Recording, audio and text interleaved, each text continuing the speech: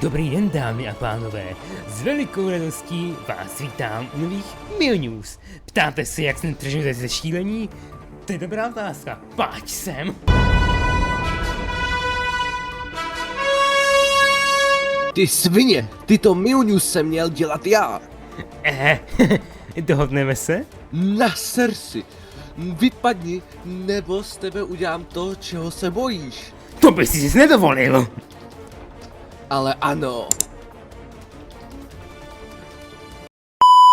Takže, co se nám za poslední dobu událo v Miu?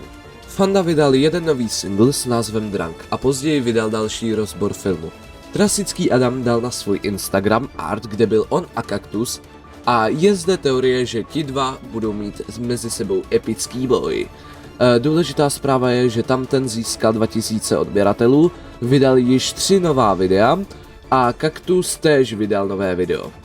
A bohužel nevíme, jak to bude s Bloodem číslo 2. Nevíme vůbec, jestli druh Bloodu je stále naživu, i když jako tu je velblood, ale to nevím, scenarista asi nepřemýšlel.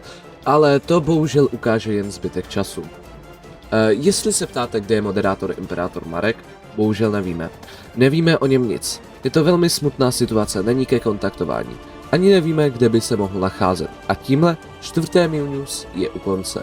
Prozatím na viděnou.